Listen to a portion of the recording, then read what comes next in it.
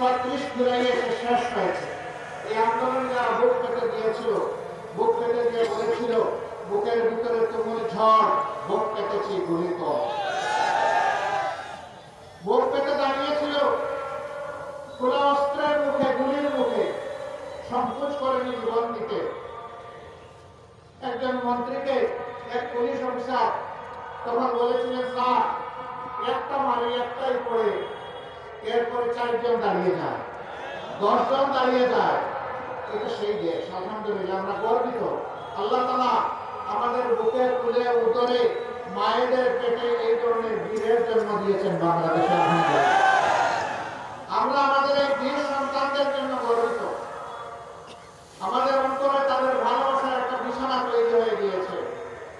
আমরা তাদেরকে শ্রদ্ধা করি।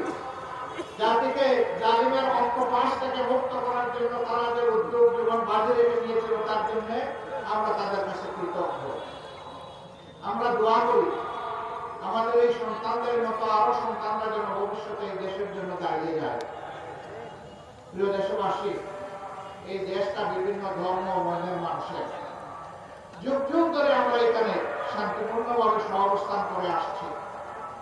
কিন্তু যে দলটি জাতিকে বিভিন্ন অংশে ভাগ বিভক্ত করে রেখেছিল, সংখ্যাগুরু সংখ্যালঘু বলে, তারা ফায়দা উঠেছে। আর তারাই যদি সংখ্যা লঘু বলে কিছু থাকে, তাদের সর্বনাশ এই দলটি করেছে। তাদের জায়গা জমি দখল করা অবৈধভাবে, ইজ্জতের উপরে হাত দেওয়া, সম্পদ লুণ্ঠন করা এবং কাউকে কাউকে তাদের ঘর বাড়ি থেকে তাড়িয়ে দেওয়া, হায়নার মতো এই কাজগুলো তারাই করেছে। তারা নিজেরা করে দোষ ফেলেছে ইসলামপন্থীদের উপর। যারা আল্লাহর বান্দা, যারা আল্লাহর উপর ঈমান রাখে, তারা কখনো কোনো মানুষের ক্ষতি করতে পারে না, কোনো মানুষের প্রতি হিংসা পোষণ করে না, কোনো মানুষের জীবন নিয়ে তামসা করে না, কোনো মানুষের ইজ্জতের উপরে হাত দেয় না, কোনো মানুষের ইজ্জত তাদের সম্পদকে নিজের সম্পদ মনে করে না। আমরা দাবি জানিয়েছিলাম, জাতিসংঘের হিউম্যান রাইটস কমিশনকে আমি একটা চিঠি দিয়েছিলাম 13 সালে, যে আমাদের বিরুদ্ধে যে অভিযোগগুলো দেওয়া হয় আমরা তার তদন্ত দাবি করছি। এই তদন্ত করবে জাতিসংঘ, আমরা সর্বাত্মক সহযোগিতা করব। আমরা চাই 72-এর 10 জানুয়ারি থেকে শুরু করে 34-এর, এখন নতুন করে আবার বলছি 34-এর 5 আগস্ট পর্যন্ত, এমনকি আজকের দিন পর্যন্ত বাংলাদেশে এরকম যতগুলো অঘটন ঘটেছে তার সুষ্ঠু তদন্ত হোক, তার শ্বেতপত্র জাতির সামনে প্রকাশ করা হোক। সেই শ্বেতপত্রে আমি ব্যক্তিটি যদি কালো বলে চিহ্নিত হই, দুষ্কৃতিকারী বলে চিহ্নিত হই, আমাকেও যেন ক্ষমা করা না হয়। আমরা দেখতে চাই এরা কারা, কারাই জাতির সর্বনাশ করে, সংখ্যাগুরু এবং সংখ্যালঘুর মারামারি লাগিয়ে দিয়ে। সম্মানিত ভাইরা, এবার কারা এই পরিবর্তন বিপ্লব এবং অভ্যুত্থানের পরে চাইছেন বাংলাদেশের কোনো সরকার ছিল না, পুলিশ ফাংশন করে নাই, বিজিবি ঘর থেকে বের হয় নাই, আর্মিরা শুধুমাত্র গাড়ির পরে তারা মহড়া দিয়েছে। কিন্তু আল্লাহ শুকরিয়া, বাংলাদেশে চাইতে বড় কোনো অঘটন ঘটে না। কারণ এই দেশের মানুষ দেশকে ভালোবাসে, মানুষকে ভালোবাসে। এই জন্য এই দেশের প্রত্যেকটা মানুষ ছিল এই 4 দিন সরকার। তারা সরকারের দায়িত্ব সবাই পালন করেছে যার যার জায়গা থেকে। জামাত ইসলামী, অন্যান্য ইসলামী দল, মাদ্রাসার ছাত্র, অন্যান্য দেশপ্রেমিক দল সেই 4 দিন সমস্ত মন্দির, মঠ, প্যাগোডা, চার্চ সবগুলো পাহারা দিয়েছে, যাতে কোনো জায়গায় কোনো অঘটন না ঘটে। এরপরে দুর্গাপূজা যখন আসলো, একটি গোষ্ঠী বাংলাদেশকে অস্থির করার চেষ্টা করলো। আমরা আমাদের হিন্দু ধর্মের ভাইদেরকে আশ্বস্ত করে বললাম, পূজা আপনারা নির্বিঘ্নে করবেন, আপনাদের পাশে থেকে আমরা পাহারাদারি করব। আমরা সেই সামাজিক নিরাপত্তা বজায় দেখতে চাই। আমার সম্মানিত ভাইরা, মুক্তিযুদ্ধের পক্ষে বিপক্ষে অনেক আওয়াজ, গুঞ্জন, অনেক বিভক্তির কথা, অনেক বিষ ছড়ানোর কথা আমরা শুনেছি। আমি প্রশ্ন করতে চাই, যারা এই চেতনার কথা বলেন, সর্বশেষ ঘটনা এবারকার মহান বিজয় দিবসে ভারতের প্রধানমন্ত্রী এটাকে ভারতের বিজয় দিবস দাবি করে টুইট করেছেন এবং তিনি তার দেশের সৈনিকদেরকে, দেশবাসীকে তিনি অভিনন্দন জানিয়েছেন। একটা শব্দ তিনি বাংলাদেশ নামে উচ্চারণ করেননি। আপনাদের চেতনা কোথায় ছিল? এই বিজয় কি বাংলাদেশের না ভারতের? আপনারা বলুন, এই বিজয় বাংলাদেশের না ভারতের? বাংলাদেশের যদি বিজয় হয়ে থাকে আর ভারতের প্রধানমন্ত্রী যদি এই বিজয় তাদের করে দাবি করে, আপনারা চুপ কেন? আপনাদের চেতনা কোথায় যায় তখন? সীমান্তে যখন ফেরানির লাশ ঝুলে থাকে, আপনাদের চেতনা তখন কোথায় থাকে? দিনের পর দিন যখন নিরীহ মানুষকে বর্ডারে হত্যা করা হয়, তখন আপনাদের মধ্যে আওয়াজ বের হয় না। বলেছে আপনাদের এক সময় পররাষ্ট্রমন্ত্রী বলেছিল, সীমান্তে যারা বাংলাদেশে মারা যায় তারা দুষ্কৃতে যায়। লজ্জা,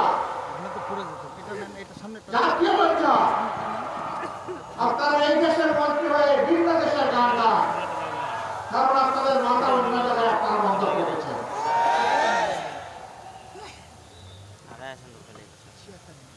আমরা আমাদের প্রতিবেশী দেশের প্রতি সবসময় শ্রদ্ধাশীল থাকতে চাই এবং আমরা এও আশা করি তারাও আমাদের দেশের প্রতি শ্রদ্ধাশীল থাকবে। আমরা চাই আমাদের প্রতিবেশীরা শান্তিতে থাকুন, আবার আমরা চাই তারাই যেন আমাদের অশান্তির কারণ না হন। আমাদের তরকারি আমরা পাকাবো, বাংলাদেশের মানুষ ঠিক করবে এখানে কে ক্ষমতায় আসবে আর কে ক্ষমতায় আসবে না।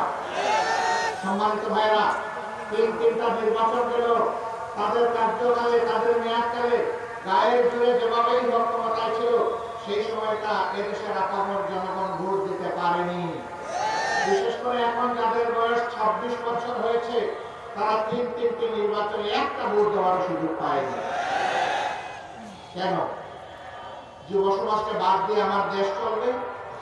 এদেশের উন্নয়ন অগ্রগতি হবে? কখনো না। শেষ পর্যন্ত যুব সমাজের সমস্ত অধিকার কেড়ে নেওয়া হবে। ছাত্রদের হাতে সার্টিফিকেট ধরিয়ে দেওয়া হয়, কিন্তু চাকরি এবং কাজ তাদের কপালে জুটে না। কোটার চক্রান্তে বন্দী করে তাদের কপাল কিসমত হাইজ্যাক করে নিয়ে যাওয়া হবে। তারা এর জন্য রাস্তায় নামলে অধিকার আদায়ের জন্য ছোট্ট একটি দাবি, সেই দাবিটাকে করোনা কায়দায় হেলমেট এবং মুগর দিয়ে দমন করার চেষ্টা করা হলো। গুলি চালানো হলো, শেষ দিন পর্যন্ত মানুষের বুকে গুলি চালানো হলো। কম বেশি 2000-এর মতো বুকের দশ কেড়ে নেওয়া হলো।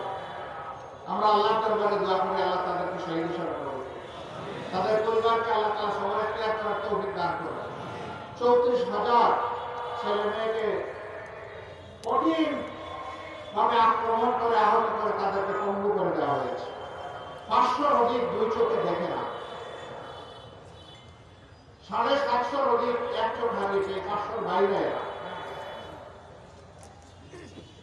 কত হাজার পা হারিয়েছে, হাত হারিয়েছে, আল্লাহ ভালো জানেন। সেই হিসাব আমরা এখন করতে পারি। নির্মমভাবে তাদের উপর আক্রোশ জানানো হয়েছে। তারা তো ক্ষমতার প্রতিদ্বন্দ্বী হয়ে রাস্তায় নামে, তারা একটা অধিকার চেয়েছে, কিন্তু শেষ পর্যন্ত আল্লাহর ইচ্ছা তাদের একটি অধিকারের সাথে জনগণের সমস্ত অধিকারের জন্য তারা লড়াই শুরু করবে এবং সেই লড়াইয়ে আল্লাহ তাআলা সাহায্য নেমে আসলো। আল্লাহ তাআলা বাংলাদেশের জনগণকে উপহার দিলেন শান্তি এবং স্বাধীনতা, যার কারণে আজকে আমরা কথা বলতে পারছি। এইরকম ময়দানে গত 15.5 বছর আপনারা কোন দলকে দেখেছেন? আওয়ামী লীগও নামে নেয়। আওয়ামী লীগও নামে নেয়। কেন নামে নেয় জানেন? একা খালি মাঠে তো আর খেলা চলে না, সেই মাঠে আর কোনো প্লেয়ার নাই, তারাই একা। অবশ্য এটাও ঠিক, 14 নির্বাচনে 154টি আসন তারা দখল করেছিলেন বিনা প্রতিদ্বন্দ্বিতা নির্বাচন। 18 নির্বাচন করেছেন রাতের বেলা মিডনাইট ইলেকশন, আর 24-এর ইলেকশন করেছেন আমি আর দাবি।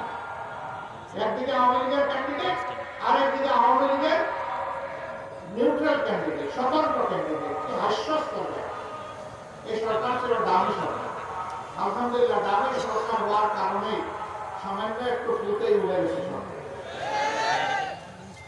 এখন তারা আবার হুমকি ধমকি দিচ্ছেন, আবার তারা ফিরে আসবেন, দেশ দখল করবেন, আবার আগের মতো তারা তাণ্ডব চালাবেন। বলেন যে খাইয়ে নাও, যে কয়দিন বাঁচার বেছে নাও, আবার আসতেছে, আবার দেখা হবে। মানে আত্মস্বীকৃত খুনি, খুনের ভূমিকা দিয়েই চলেছে। আমরা তাদেরকে দুনিয়ার সাথে বলতে চাই, এই অধ্যায় করবে। আমার ভাই রহিম ইসলাম খান বলেছেন, শৈব শাসকরা পালিয়ে গেলে আর ফিরে আসে না। চৌশেস্কো আসে নাই, রেজা শাহ পাহলভী আসে নাই, বেন আলী আসে নাই, আর উনি কয়েকজনের নাম নিয়েছেন, কেউই আসে নাই। না, কেউ আসতে পারবে না। শ্রীলঙ্কার স্বৈর শাসন পালিয়ে গেছে, আসে নাই, আসবে না। আপনারা মানসিক সান্ত্বনার জন্য যাই বলতে থাকেন বলুন, বাংলাদেশের মানুষকে বোকা ভাববেন। অনেক যন্ত্রণা আমাদের উপর করা হয়েছে, চাপিয়ে দেওয়া হয়েছে, জুলুম করা হয়েছে।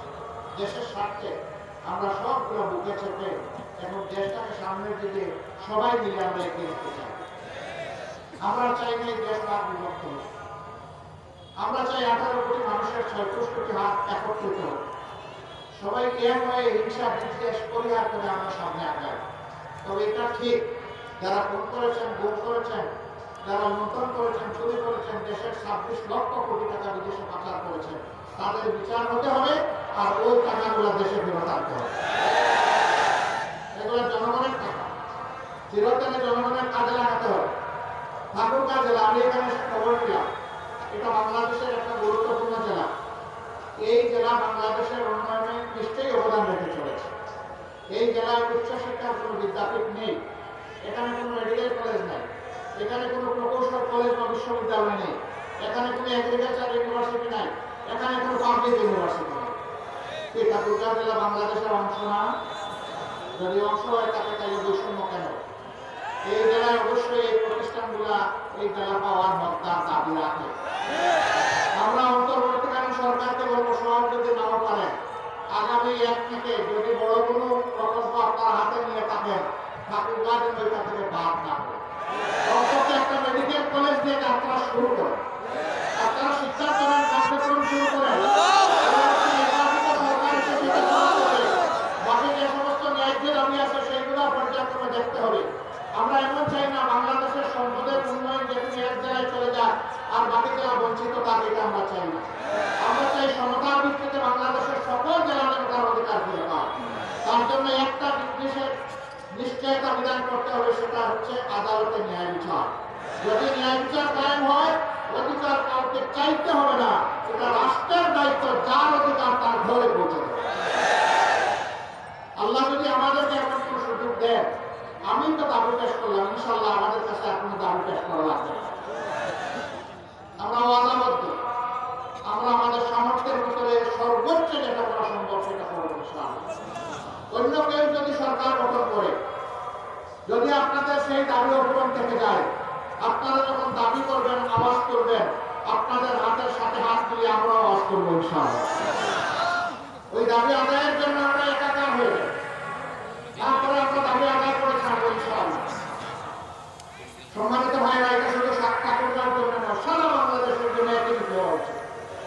প্রধানমন্ত্রীর বাড়ি যেখানে হবে, সেখানে উন্নয়নের সমস্ত জোয়ারকে পানি ওখানে ধাক্কা লাগবে, এটা আমরা চাই না।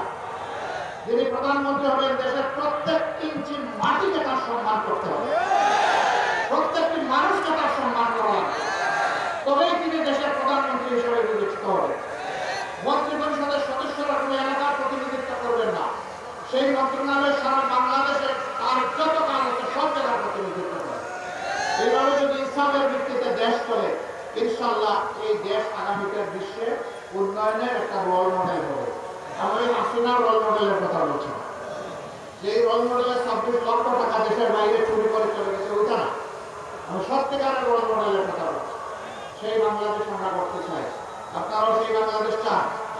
আলহামদুলিল্লাহ, এই বাংলাদেশে শিশু, বৃদ্ধ, আবাল বনিতা, নারী পুরুষ নির্বিশেষে সকলে ঘরে বাইরে কর্মক্ষেত্রে সর্বত্র তারা একটা মর্যাদা পাবে এবং নিরাপত্তা তাদের নিশ্চিত হবে ইনশাআল্লাহ। এই বাংলাদেশ গঠনের জন্য আমাদেরকে আরো অনেক ত্যাগ স্বীকার করতে হবে। আপনারাও কি সেই ত্যাগ স্বীকার করতে প্রস্তুত? শিওর? বুঝে শুনে হাত তুলেছেন, আওয়াজ দিচ্ছেন, মুবারকবাদ। সংগ্রাম আমাদের শেষ হয়নি, আমাদের সন্তানরা এখনো স্লোগান দিচ্ছে, আবু সাইদ মুগ্ধ, শেষ হয়নি যুদ্ধ। আমাদের যুদ্ধ মানবতার মুক্তি অর্জিত না হওয়া পর্যন্ত চলবে ইনশাআল্লাহ। আমরা একটা বৈষম্যহীন দেশ চাই, চাঁদাবাজ মুক্ত দেশ চাই, অবৈধ দখলদার মুক্ত দেশ চাই, দুর্নীতি মুক্ত দেশ চাই, ঘুষ মুক্ত দেশ চাই এবং একটা সাম্যের বাংলাদেশ আমরা চাই, একটা মানবিক বাংলাদেশ চাই। সেই মানবিক বাংলাদেশের জন্য আমরা ইনশাআল্লাহ কাঁধে কাঁধ মিলিয়ে হাতে হাত মিলিয়ে আমরা সামনের দিকে এগিয়ে যাবো। আল্লাহ আমাদেরকে কবুল করুন। আমরা বাংলাদেশ জামাতে ইসলামী আপনাদের কাছে বিশেষ অনুরোধ রাখতে চাই, আমাদেরকে যদি জনগণের কল্যাণে কাজ করতে দেখেন, দেশের কল্যাণে কাজ করতে দেখেন, দিনের কল্যাণে কাজ করতে দেখেন, আমরা যেন আপনাদের একটু ভালোবাসা পাই, আমরা যেন আপনাদের একটু দোয়া পাই, আপনাদের একটু সহযোগিতা পাই, ন্যায়সঙ্গত কাজে আপনাদেরকে যেন পাশে পাই, আপনাদেরকে যেন সাথে পাই। যদি কোনো অন্যায় করতে দেখেন, আপনাদের পক্ষ থেকে যেন প্রতিবাদের আওয়াজ উঠে, আপনারা যেন আমাদের সমালোচনা করেন, আপনারা যেন আমাদেরকে কান দিয়ে সোজা করেন। যদি আপনাদের এই গঠনমূলক সমালোচনা আর যদি দোয়া ভালোবাসা আমাদের সাথে থাকে, আমরা অঙ্গীকারবদ্ধ আল্লাহ তাআলার হুকুম হলে জনগণের ভালোবাসা এবং সমর্থন পেলে আমরা একটি সাম্যের বাংলাদেশ উপহার দেব ইনশাআল্লাহ। আল্লাহ রাব্বুল আলামিন আপনারা যে কষ্ট